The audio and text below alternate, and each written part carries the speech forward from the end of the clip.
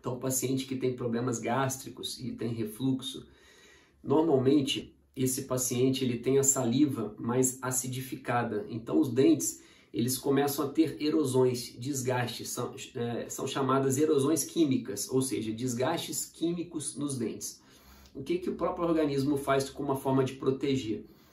Ele faz com que a mandíbula comece a movimentar, tocar os dentes ou fazer apenas movimentos para aumentar a salivação e controlar esse pH intrabucal, para que você tenha menos erosões dentárias, menos desgastes dentários por erosão química, que é devido ao retorno do fluxo gástrico, né?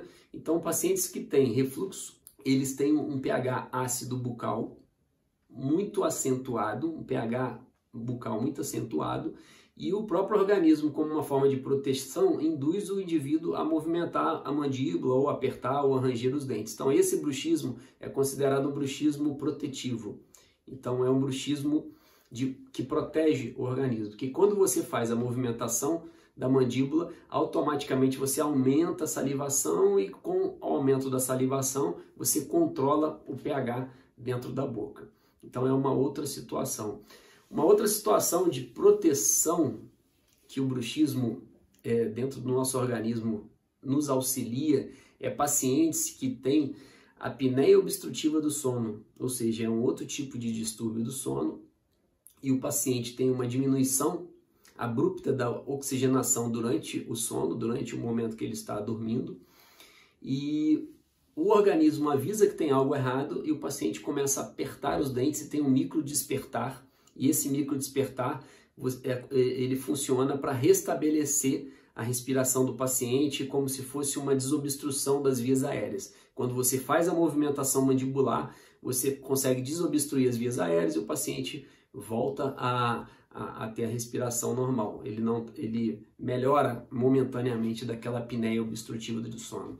Então é um outro efeito protetivo do bruxismo durante o sono, que é esse efeito de restabelecer a oxigenação em pacientes que têm apneia obstrutiva. Então são duas situações muito interessantes. Então uma coisa assim que acontece muito, o paciente que tem, por exemplo, a apneia obstrutiva do sono, e você coloca uma placa para controlar esse bruxismo, você pode piorar o problema dele da apneia obstrutiva do sono. Porque o bruxismo, nesse caso, ele está funcionando como uma proteção para o organismo. Por isso que é importante você saber diagnosticar as alterações do paciente para você ter a tomada de decisão mais correta. Então, essa tomada de decisão ela é baseada no diagnóstico correto. Então, o paciente que você suspeitou de uma apneia obstrutiva do sono e ele tem o bruxismo, você tem que controlar essa apneia obstrutiva do sono, seja com aparelho de avanço mandibular, seja com CPAP, o que for. Para isso, você tem exames específicos para te acompanhar, te auxiliar nesse diagnóstico.